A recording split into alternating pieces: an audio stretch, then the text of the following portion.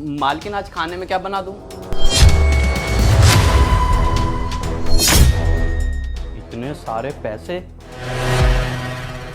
ये मालकिन को क्या हुआ है आज? मालकिन, मालकिन, इन्हें हुआ क्या है? अच्छा, अब समझ आया। मालकिन ने आज फिर ज़्यादा पी लिया है, इसलिए नशे में बेहोश पड़ी हैं। मौका बहुत अच्छा है, एक काम करता हूँ।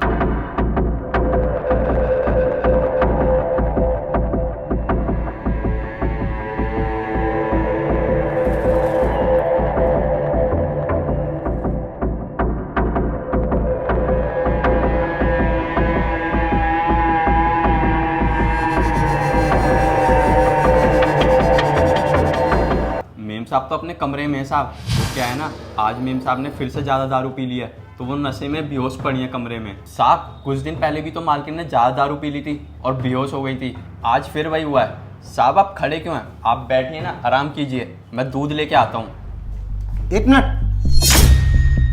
ये तू अपने गमछे में क्या छुपा रहा है? कुछ भी तो नहीं है साहब, कुछ नहीं है गमछे में। कुछ नहीं है तो छुपा क्यों रहा है? खोल इसे, दिखा इस गमछे को। मालिक, मैंने आपसे कहा ना, कुछ भी नहीं है इसमें।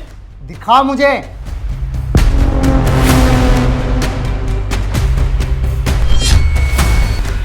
इतने सारे पैसे? पारस, तेरे पास ये पैसे कहां से आए? ये पैसे मेरे हैं, आप दीजिए मेरे पैसे। अच्छा, तो ये तेरे पैसे हैं? शाबाश, कितनी चालाकी से झूठ बोलते हैं ना तुम। इतना झूठ बोलना तुमने कहां से सीखा? ये पैसे तुम्हारे हैं? ये पैसे तुम्हारे नहीं, ये पैसे हमारे हैं। मालकिन, आप तो अपने कमरे में दारू पी के बेहोश थे, इतनी जल्दी कैसे उठ के आ गए? मैं कोई बेहोश वेहोश नहीं थी, ये सब नाटक कर रही थी ताकि तेरी ये सच्चाई हमारे सामने आ सके। जी हाँ, वो बिल्कुल सही कह रही है। वो कोई बेहोश नहीं थी, वो सिर्फ नाटक करी थी। और मैं इसको कितने दिनों से कह रहा था कि पारस हमारे घर में चोरियां कर रहा है, पर ये मेरी बात बिल्कुल भी मानने को तैयार नहीं थी। और ये कहती थी पारस हमारे घर में 4 साल से नौकरी कर रहा है, भला वो चोरी क्यों करेगा? वो तो बहुत ईमानदार है। पता है तेरे बारे में क्या कहती थी? हमारे घर में जो चंपा बर्तन मांजने वाली आती है ना, उसने चोरी की होगी। अंधा विश्वास करती थी ये तेरे ऊपर, और तू हमारे घर में चोरियां करता है। देख लिया ना तुमने, बोला था ना मैंने, चोरियां यही करता है, यही चोर है।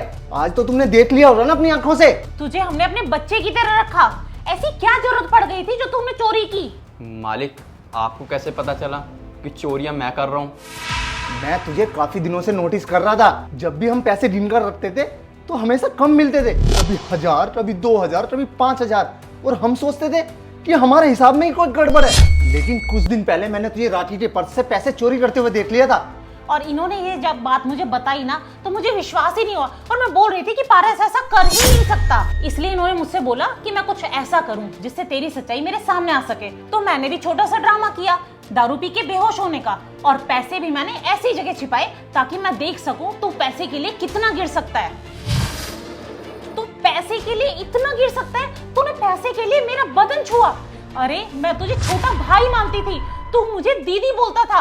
मैं तेरी मालकिन हूँ, मालकिन। तेरे लिए हमने क्या कुछ नहीं किया, और तूने क्या किया? पैसों के लिए इस हद तक गिर गया। अरे, शर्म आनी चाहिए तुम्हें। मुझे तो तुम्हें अपना भाई बोलते हैं शर्म आ रही है। तुमने ना मुझे जिंदगी का बहुत बड़ा सबक सिखा दिया कि पैसे से बड़ा कोई रिश्ता नहीं होता। अरे, दिल तोड़ के रख दिया तुमने हमारा।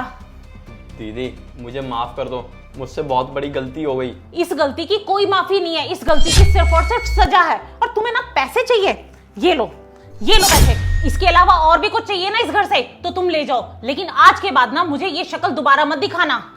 दीदी, मुझे माफ कर दो। मालिक, मुझे माफ कर दो, मुझसे बहुत बड़ी गलती हो गई, मैं दोबारा ऐसा नहीं करूंगा। आप ये पैसे भी ले लो। बस, जब एक बार भरोसा टूट जाए ना, दोबारा होना बहुत मुश्किल है। निकल जाओ मेरे घर से।